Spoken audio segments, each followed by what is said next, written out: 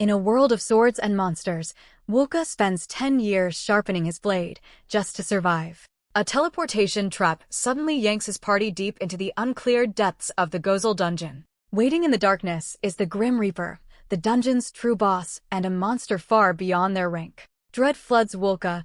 He recognizes this very scene from a dark manga he read in a past life. Beside him, Lysalart lies broken, magic spent, as the horror of their predicament sinks in. The entire party is cornered, staring down utter annihilation against the Reaper's overwhelming power. The scythe tears clean through Wulka and blood sprays across the dungeon floor. He crashes down, clutching the bleeding wound, as Lysalart screams his name into the dark. Gutted and bleeding, Wulka grits his teeth, refusing to go down. The Grim Reaper toys with them, savoring their torment when one blow could end it. His strength remains sealed while the Reaper conjures an endless tide of monstrous creatures. Wulka will be torn apart, and his comrades will be tortured and devoured long after. After 17 years in this world, the plot's memory returns, but far too late to save them. He grasps the cruel truth: this is a manga, and they are merely acting out its scripted doom. The Grim Reaper is written to die much later, felled by a hero who has not yet arrived. Wulka's party exists only as fodder, slaughtered to fuel that future protagonist's rise. With nothing left to fight or flee, they cannot possibly last until that savior comes. Even whole and rested they would lose.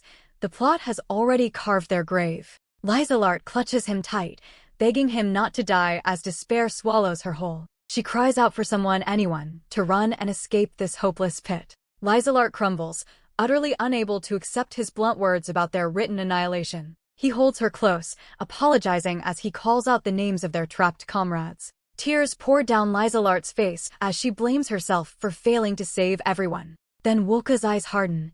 He refuses to let a written story seal their fate. He clenches his fist, ready to trade his own life to save the girls he swore to protect. He knows how to kill the Grim Reaper, a way buried deep in his past life memory. The ending where they all die never sat right with him, and he will not allow it. With fierce resolve, he swears to shatter this bad end, even if the blow kills him too. He shoves Lysalart clear and hurls himself at the Reaper, one fist blazing with power. She screams for him to stop as he throws his body forward to buy the other's precious seconds. His glowing fist slams into the Grim Reaper, a desperate blow against certain doom. The Reaper reels back, and Wulka's hand closes tight around his sword's hilt. For 10 years he honed this blade, and now he stakes every fated life on one technique. The Grim Reaper looms closer as Wulka empties his mind of everything but the kill. A strange calm settles over him as the pain simply melts away. At the very edge of death, he pours every last ember of strength into one strike.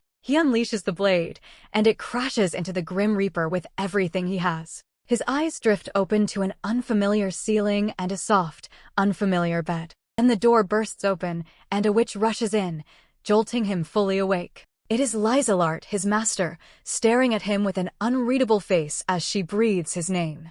Lysalart reaches out, her voice cracking as she calls his name again. Wulka pushes himself upright, startled by her trembling, tear-filled voice. He shifts to move, instantly pitching headfirst off the side of the bed. He plays it off, brushing the sudden tumble away as a clumsy slip. But something feels wrong. His body is foreign, off in a way he cannot place. He studies the sobbing Lysalart, asking if she, of all people, is all right. She only weeps harder, apologizing repeatedly and begging him not to strain himself. He holds her gently, apologizing for making her worry so much. His memory is a fog. He cannot recall yesterday or why his body feels so weak. Lysalart remembers nothing either, which only deepens his confusion. Then she forces the words out. His left leg is gone, and he refuses to believe it. He looks down to see a faint magical glow where his left leg used to be. And his right eye was taken too, sealed now in permanent darkness. Suddenly, it all rushes back, the Grim Reaper and the blow that nearly ended him. He remembers the plot, and the doomed roles it wrote for every one of them. Memories of his old life in Japan surge up. This is the dark manga he once despised. In that story, every character, hero or extra, met torment and a miserable death. Panic grips him as he demands to know if Yulitia and Atori are safe. The two only went out shopping, Lysalart answers, baffled by his sudden dread. Then Yulitia and Atori freeze in the doorway, groceries forgotten, staring at him awake. He pulls the tearful Lysalart close as she struggles to speak, her words catching in her throat. She sobs into his arms, weak with relief that his companions made it home safely. One by one, his companions confess their profound terror at the thought of losing him. Even the usually fearless Ittori was consumed with dread, unsure if he would survive. Lysolart panics, apologizing frantically that her touch might have reopened his wounds. Wulka understands their fear, knowing he truly lost an eye and a leg in the struggle. He studies all three, insisting they should not grieve over his scarred and broken body. Because against all odds, he shattered the manga's monstrous, preordained bad ending. His precious friends were spared the grotesque fate that the story had reserved for them. He has no regrets, having gambled his life to ensure every one of them is still breathing. He smiles, declaring an eye and a leg a small price for the lives of his friends. He cannot see how deeply those simple words are about to change everything. Across 10 days of recovery, his brush with death pushes the girls to a palpable breaking point. He senses something heavy hanging over them, as if they mourn a man who is still alive. He escaped the story's doom, but a new, unforeseen danger already begins to close in. Lysolart clings to him, vowing never to leave his side and to guard him forevermore. He awkwardly tries to reason with her, but she refuses to release his arm. Yulitia steps forward, swearing he will never suffer again, promising they will handle everything. Wulka tries to protest that he cannot simply lie back and do nothing. Then Ittori, chillingly calm, vows to give her entire body and life to his comfort until death. He tries to claim a sliver of independence, but their overwhelming devotion signals an unsettling new reality. Wulka awakens, battered and broken, in the town of Luther, right beside the Gozel dungeon that almost claimed his life. His shredded body was hauled to the cathedral, the only sanctuary in town capable of healing the mortally wounded. Even more incredibly, the manga's own protagonist was the one who carried his bleeding form to those very doors. This world is a dark fantasy he once devoured in another life, though almost none of its details remain in his memory. The story ripped away an eye and a leg, yet the precise plot that caused it remains in near total blank. Half-wrecked and adrift, he grapples with the daunting question of what a man like him can possibly do next in this world. He attempts to simply rest, but the immense weight of everything he's lost keeps true sleep just out of reach. Each dawn, he awakens to his companions silently watching over him, and their vigilant presence never ceases to unnerve him. Yulitia refuses to leave his side, planting herself firmly in his room to guard his every moment of sleep. Even Lysolart, his usually unshakable magic master, now hovers close, deeply rattled by how close he came to death. Morning breaks and Yulitia gently eases the door open, ready to greet him the instant he stirs. She surveys his heavily bandaged body, and her face visibly falls at the sight of every tightly wrapped wound. She sharply forbids him from any strain, instantly dredging up the raw agony he only just survived. She vows to handle his every need so he never suffers again, and the intensity of her devotion sends a shiver down his spine. Her bright morning greeting abruptly snaps off when he suddenly jolts upright with a sharp gasp. He finds Lysolart still deeply asleep at his bedside and gently shakes his own master awake. The great mage slowly drags herself up by inches, clearly in no shape to face the demands of morning. Yulitia firmly orders her teacher out of bed, completely flipping the master-student dynamic upside down. Yulitia carefully sets breakfast before him, meticulously arranging every dish within easy reach. She asks his plans for the day, already determined to make his every moment comfortable. He tells her he feels stronger, but needs time to relearn a body that no longer obeys him. Her face falls, a shadow crossing it as if his words imply her care isn't enough. He quickly corrects her, explaining the true danger is how much he leans on her. She talks right over him, dismissing his concerns as nothing but natural worry. Her voice hardens as she reminds him he nearly died, fail once more, and they lose him forever. Her sudden intensity startles him, but just as quickly, she's beaming, asking his plans again. The bright smile returns as she offers, yet again, to help him with anything at all. She asks yet again, her mechanical tone making him half expect an NPC behind the smile. Staring into her unwavering smile, the realization finally lands. His companions are genuinely unwell. The grin never reaches her eyes as she asks, one more time, if she can do anything for him. He simply asks for water for them both, and Yulitia gasps as if handed a sacred mission. She dashes off for it, hauling the half-asleep Lysolart up to get ready as she goes. The moment they leave, a sharp cramp knots his stomach under the sheer weight of it all. He thinks back on Yulitia, always dutiful, yes, but never this suffocating before. A reserved, Demure girl of 13, she joined his party as his sword disciple. Her raw talent outstrips even his own, a gift that nearly drove her out under her brother's jealousy. Alone at last, he tries to rise and dress, misjudges his balance, and crashes off the bed. He sprawls on the floor, clutching his mouth, stunned that his body simply won't answer him. Then his gaze drops to his left leg and the empty space where it used to be. He sits up quickly, relieved he wasn't seen, just as hurried footsteps approach the door. Yulitia shoves the door open, and her face instantly drains of color, seeing Wulka crumpled on the floor. For one frozen breath, the room holds still, and there is simply no graceful escape from this moment. He waves it off, stammering that he only slipped, but her eyes are already wide with dawning realization. She flings herself down beside him, demanding to know what happened, while he desperately begs her to calm down. His mentor, Lysalart, crushes him in a hug, scolding her stupid disciple for straining his broken body once more. They panic, fearing his wounds have torn open, and immediately move to fetch help while he insists he is fine. A trembling hand fists his collar, forcing a promise that he will report even the slightest wrong feeling. He softens, apologizes for scaring them, and simply asks for a hand to help him back into bed. A hand clenches his, the unspoken dread plain. She simply could not survive losing him twice. They hover close, pressing him for the truth, even offering water he never asked for. The truth is stranger than a relapse. He stood because the leg that is gone still feels as if it's there. His body moved on old instinct, then dropped him, a cruel trick of a phantom limb. Night falls, and the room falls silent, neither Lysalart nor Yulitia able to look at his bandages. Lysalart names the wounds one by one, the lost left leg, the lost right eye, and the words hang heavy in the air. Ulysses' face crumples as she chokes out apology after apology for what has happened to him. He only smiles it away, and his calm frustrates them far more than any anger ever could. To him, the answer is obvious, and it has nothing at all to do with the leg or the eye. He never expected to walk away from that boss fight alive, and those words stop Yulitia cold. Rather than mourn what he lost, he is simply glad he shielded his companions and survived. His gentle words land like a physical blow, and their sobs only break louder. They crumble to pieces, blaming the cursed quest and their own failings for the devastating price his body paid. Apologies pour from them, and Wulka just stares, baffled that his kindness has only made everyone cry. A sharp pain twists in his gut as the strain of comforting them turns inward on his own healing body. At this rate, his stomach will wear a hole clean through long before his physical wounds have a chance to heal. Days spent in bed grind on him.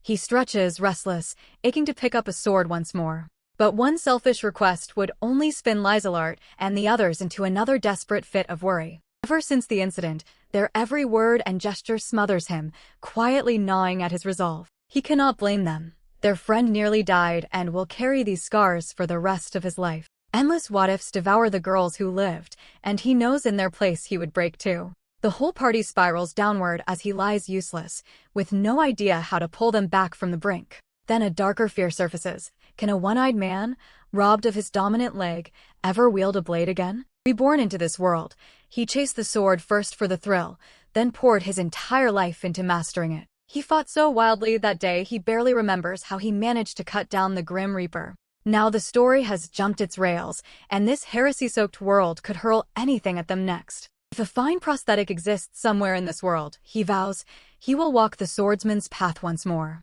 Then a companion slips her arms under him with a bright heave and lifts him from the bed. He jolts awake to Atori's hand on him, grinning that she simply felt like attacking him. This battle junkie just tried to pounce on a bedridden, one-legged man, and she truly means it as affection. He gestures at the stump of his leg, begging the war-crazed woman to please give him a break. She straddles him for a fight, but he stalls, warning Lysalart could walk in at any second. One wrong second and the others could catch them, forcing even Atori to concede a spar now is too reckless. Atori's warrior race can face entire armies alone, yet she softly asks if his leg still aches. He braces for a challenge, but holy magic has already sealed the wound, and it no longer hurts. She melts with relief, remembering she's already hunted nearly every monster prowling these lands herself. It hits him hard. Atori, Yulitia, and Lysalart are all powerhouses, leaving him, broken, as mere luggage. He smiles, owning it.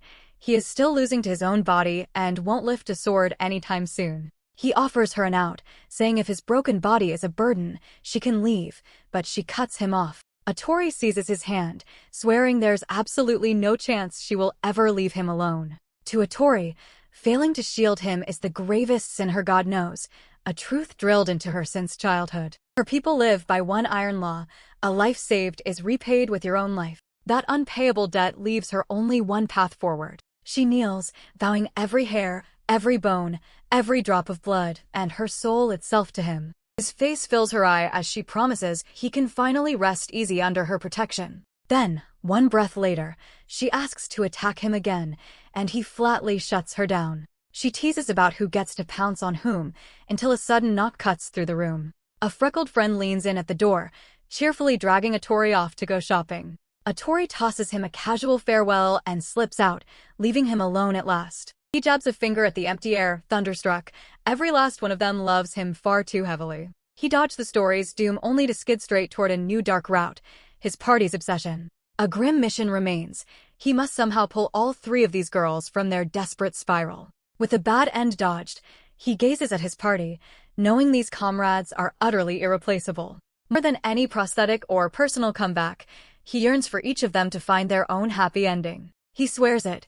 He must first master this ruined body before his helplessness drains them any further. He pumps a fist, determined to give them all a happy ending and spare his poor stomach. His comeback begins tonight from a sickbed, but in a world spiraling out of control, the climb back will demand everything. Deep inside a quiet church, Wulka pushes his battered body to its absolute limit. Months of complete inactivity leave his muscles stiff and his stamina utterly depleted. Lizalart urges him to rest, but he knows he must rebuild his strength before his new prosthetic leg arrives. Staying bedridden is not an option when he plans to swing a sword once again. The quiet moment shatters as Yulitia slides the door open and steps inside. She hands Wulka a damp towel, but his gaze immediately locks onto the sheathed blade at her hip. He points to the weapon, questioning why she carries live steel. She plans to hunt lethal monsters alongside Atori before the day ends. She charges Lizalart with protecting their senior before heading out into the dangerous wilds.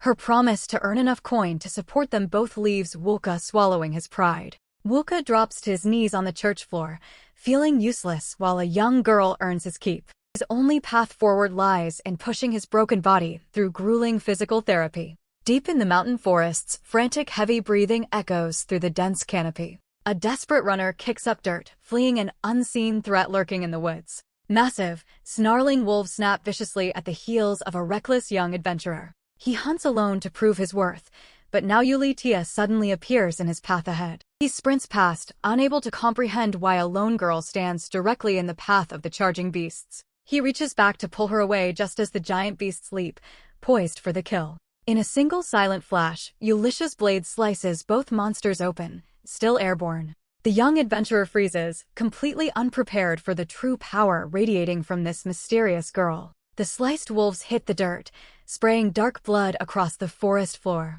Yulitia sheathes her blade, then offers the freshly slain beasts to the young hunter. A heavy silence hangs between them as the young adventurer struggles to find his words. She bows deeply in apology, taking the blame for essentially stealing his target. A polite smile parts her lips as she leaves the valuable monster carcasses behind him. Her boots kick up dirt as she sprints away, leaving him without even a name. She sprints through the shadows, silently cursing the weakness that still plagues her limbs. Another massive wolf lunges from the brush, and her fingers instinctively grip the hilt once more. Steel flashes through the air, painting the trees red with a single, impossibly clean stroke. Her sword clatters onto the dirt, leaving her utterly vulnerable as the forest grows dead silent.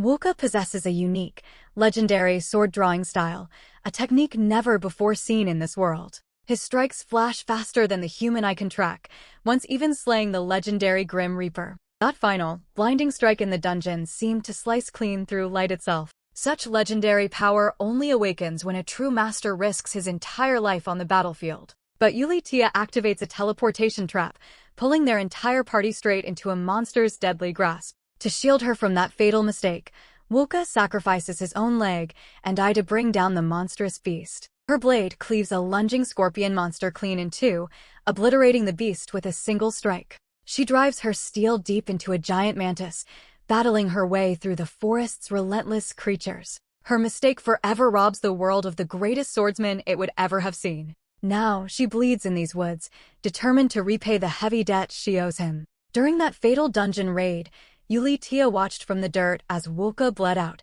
sacrificing himself for her. To honor his sacrifice, she must inherit his legendary style and unleash his true power for all to see. This grueling training offers her the only path to redeem the devastating mistake that crippled him.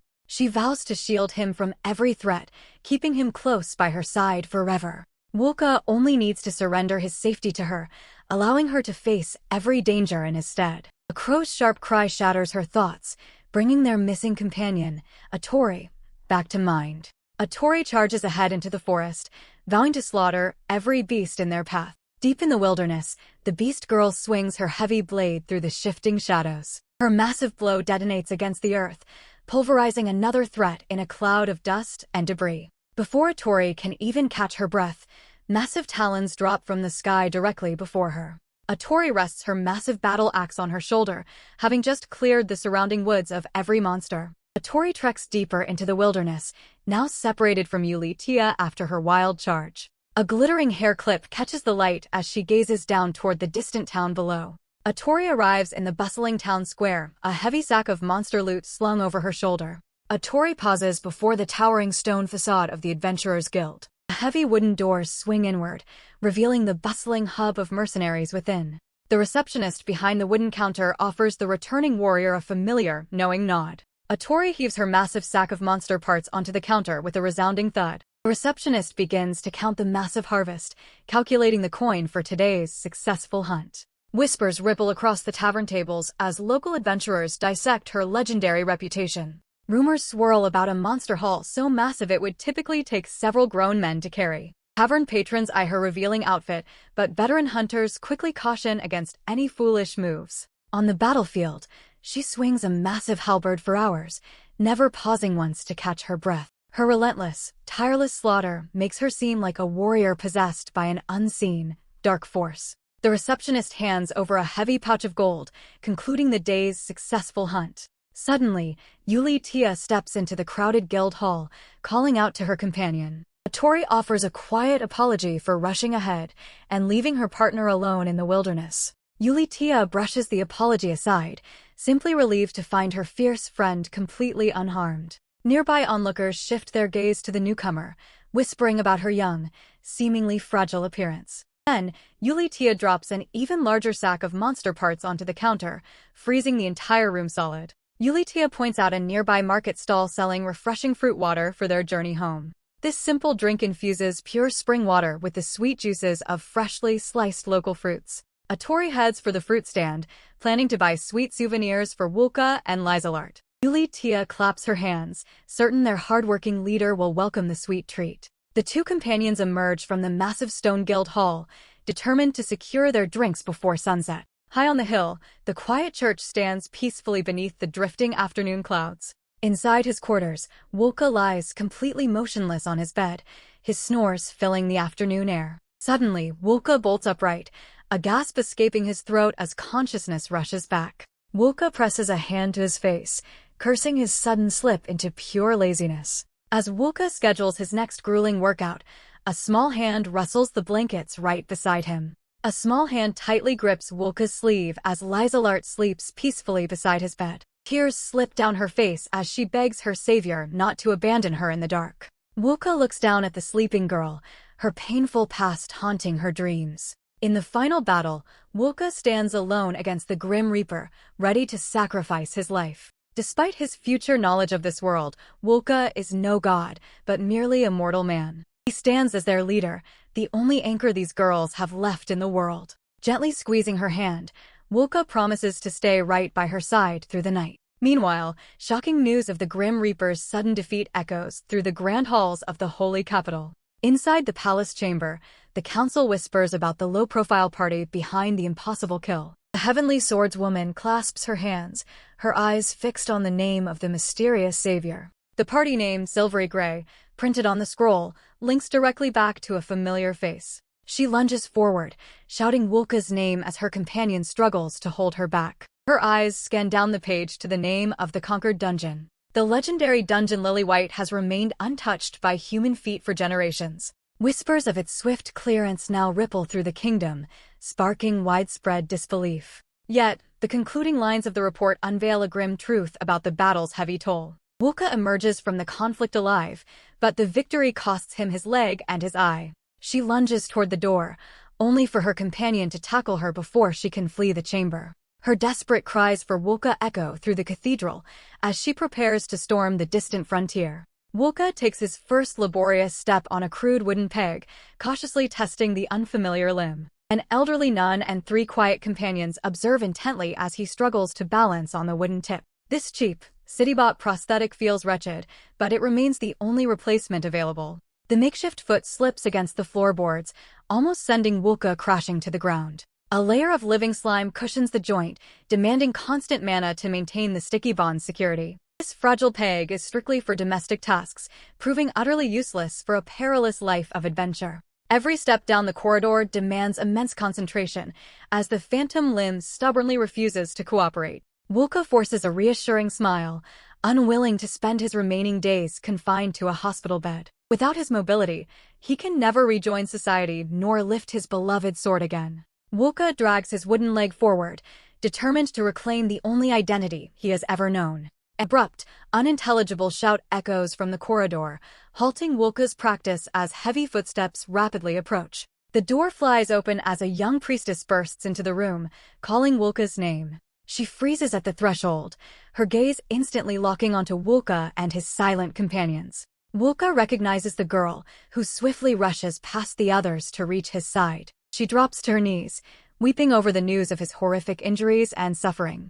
Wulka offers a quiet word of comfort, assuring her the danger has already passed. Her plan demands an immediate return to the holy capital to live together inside the cathedral. The sudden proposal strikes a sharp, freezing chord with the other 3 girls in the room. She offers the absolute safety of her order, pledging every resource to secure his recovery. She reaches out to claim his entire future, completely ignoring the growing tension in the room. Wulka offers a weak smile as the young sister's overwhelming charity begins to take over, and serves the Citadel, a powerful faction in the holy capital housing the living incarnations of God. Lazart steps forward to block the priestess, refusing to let Wulka be taken away so easily. Lazart confronts the priestess directly, challenging her sudden attempt to claim their injured vanguard. Anne's counters with the cold reality of Wulka's ruined leg and the cathedral's superior healing magic. The painful truth hits Lazart, who shoulders the entire blame for Wulka's devastating injury, and suddenly reaches out,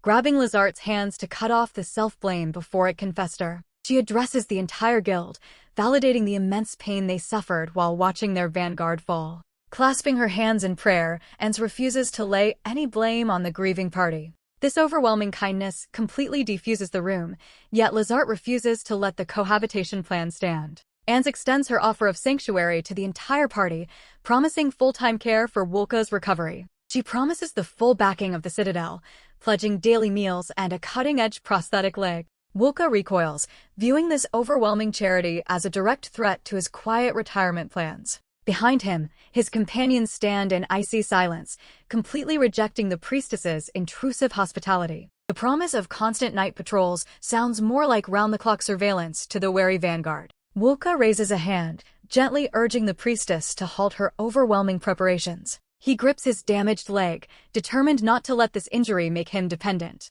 Wulka vows to master his prosthetic leg independently, rejecting a pampered, effortless life. Anne looks down as tears well up, apologizing for her overbearing and unhelpful suggestions. Her sudden tears send Wulka into a panic, completely reversing the conversation's momentum. Even Lazart abandons their stance, leaving Wulka completely isolated in his refusal. Anne drops to her knees on the floor, pleading for Wulka to trust her intentions. Wulka extends a hand, asking for the chance to master his new prosthetic on his own. Anne presses a hand to her chest, promising to wait until he calls for her aid. Wulka offers a strained nod, entirely out of his depth with her sudden devotion. An unexpected shout from the doorway shatters the quiet gravity of the room. A flamboyant knight sweeps into the room, boasting about his popularity with the local ladies. Roche laughs off Wulka's harsh words, completely ignoring the cold reception. Behind them, the girls narrow their eyes, completely unimpressed by his grand entrance.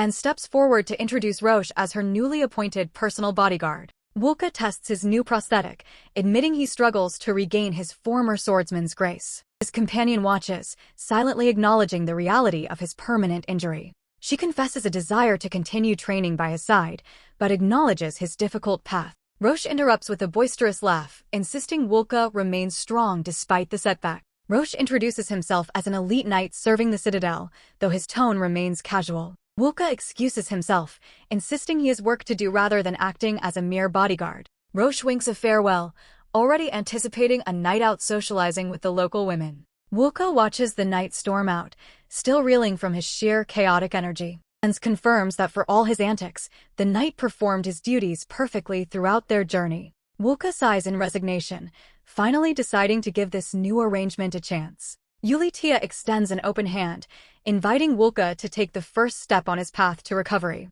The other girls scramble in a panic, desperate to stop Wulka from reaching Yulitia first. Yulitia quickly shuts down the chaos, warning the others not to compete for Wulka's attention. A burst of excitement erupts as the girls realize Yulitia has taken the round. The girls round on him at once, demanding to know why he picked Yulitia over any of them. Wulka tries to clarify that he made no such choice, but his words vanish in the mounting noise. The group settles into a rare, harmonious rhythm while Wulka watches silently from the shadows. He watches them laugh, unable to reconcile this easy peace with the grim memories that still haunt him. These fleeting moments of peace make him momentarily forget the carnage that lurks in his past. Outside, the townspeople carry on with their routines, completely unaware of the impending world-ending threat. Wulka once mistook this world for nothing more than a typical, peaceful fantasy setting. He now knows the original storyline is nothing but a death trap for everyone involved. Getting caught in the protagonist's lethal web would cost him more than just one life.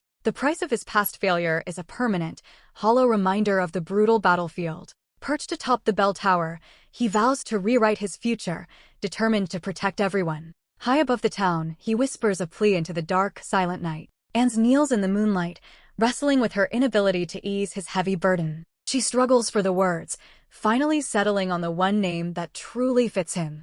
The boy smiles, accepting the new identity she offers him in the quiet garden. Anne closes her eyes, haunted by her continued failure to shelter him from pain. A sharp knock echoes against the door, breaking Anne's quiet moment of reflection. She calls out for her guest to enter, composing herself just before Roche steps inside. Roche asks if his report is ready, his hand resting firmly against his armor. Anne turns to the window, demanding the truth regarding the dungeon incident. Roche traces it back.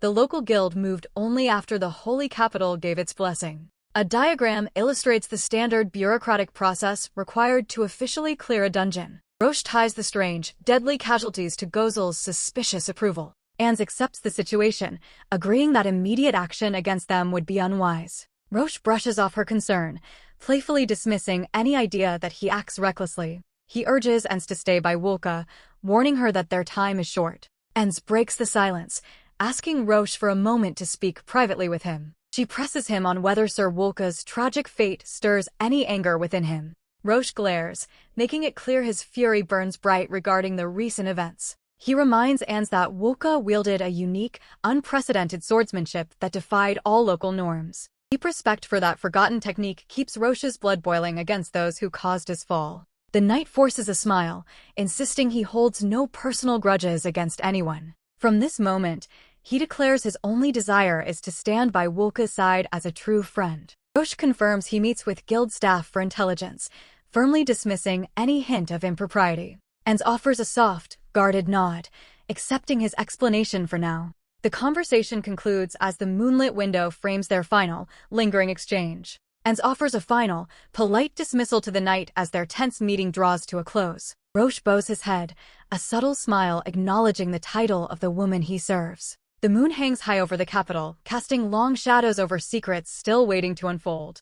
A young man grapples with the phantom memories of a life that no longer exists. He now occupies a world defined by magic, fearsome monsters, and dangerous, fantasy-bound quests. Despite this world's abundance of power, he struggles to master even the simplest magical arts. He sits alone, searching for a path that truly fits his unique, otherworldly knowledge. Suddenly, it strikes him.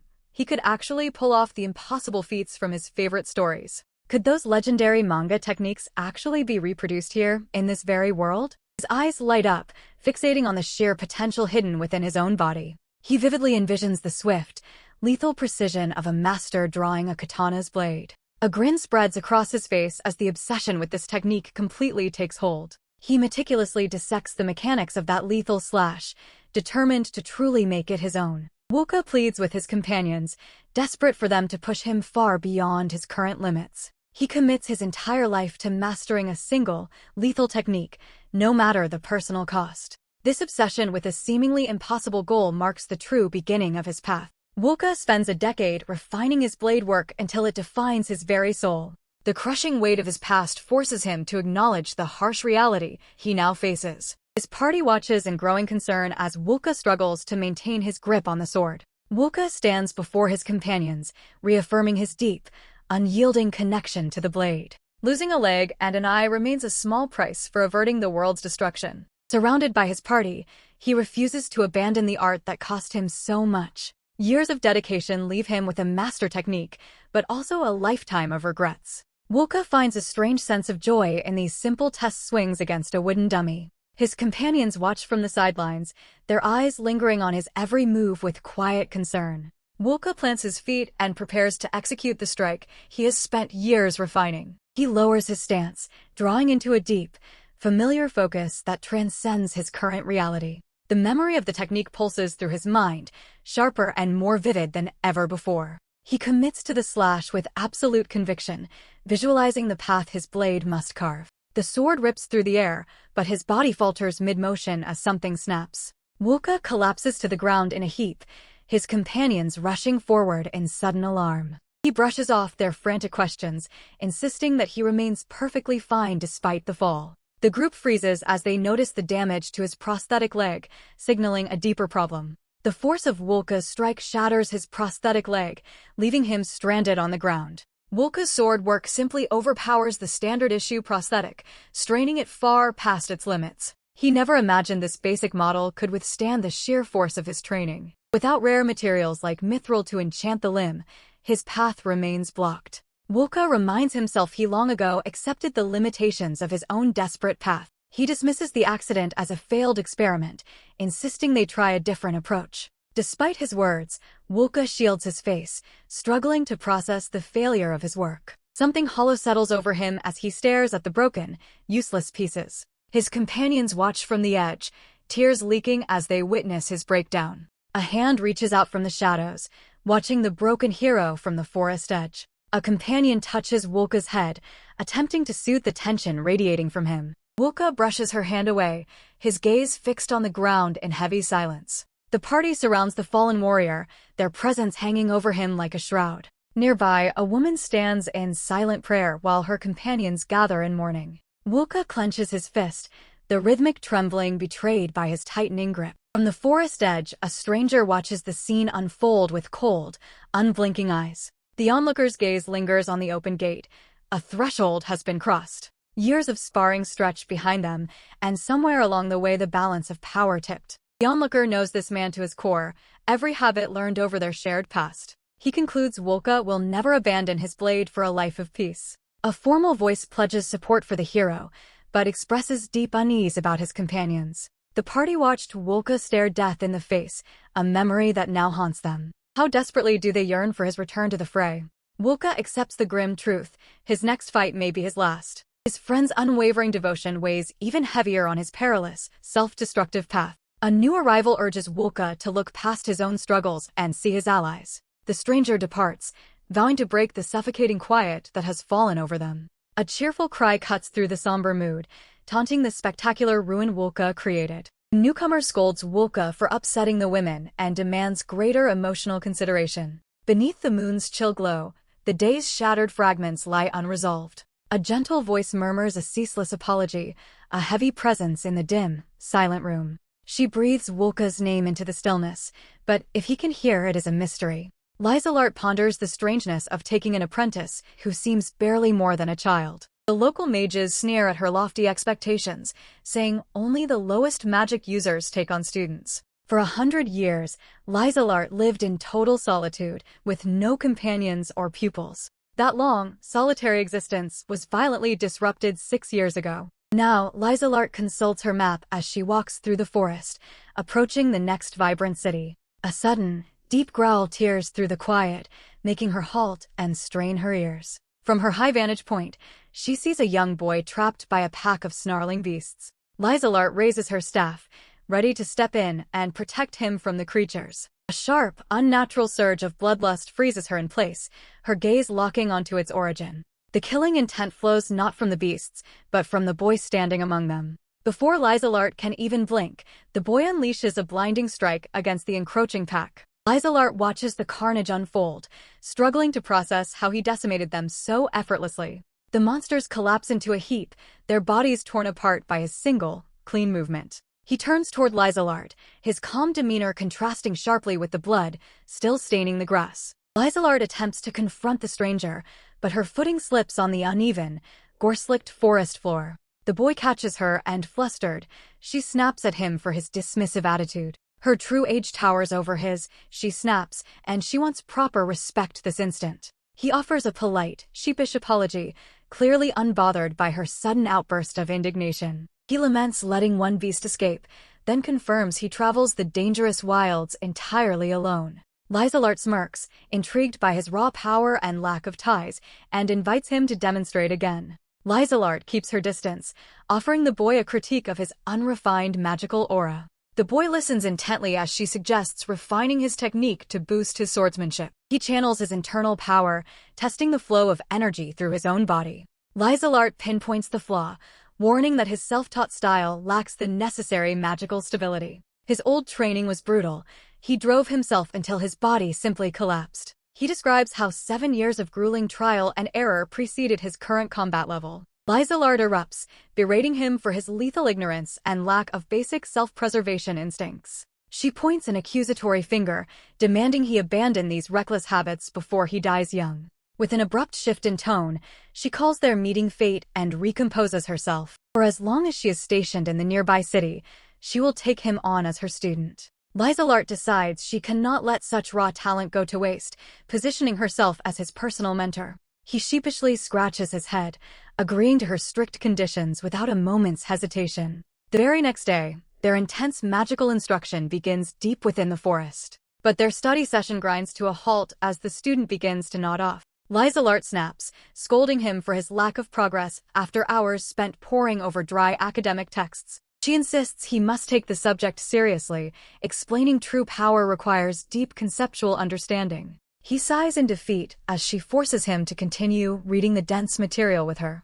Lizelart dismisses his complaints, stubbornly asserting that theory must always come before practice. He attempts a simple spell, only for a pathetic, glowing smudge to appear on his palm. 1 week of rigorous training passes when a beast suddenly lunges from the shadows, ravenous. Lizelart commends his combat improvement, but her student is focused on something else entirely. He looks her directly in the eye and asks her to teach him even more magic. The request completely blindsides the powerful mage, leaving her momentarily speechless. Her mind races as the full weight of being called master finally sinks in. He remains oblivious, casually remarking how difficult it must be to mentor someone so childish. Lizelart attempts to regain her composure, though a sly grin hints at her amusement. She adopts a professional tone, reminding him of her exceptional gifts as a mage. He immediately tries to withdraw his request, claiming he doesn't want to impose on her valuable time.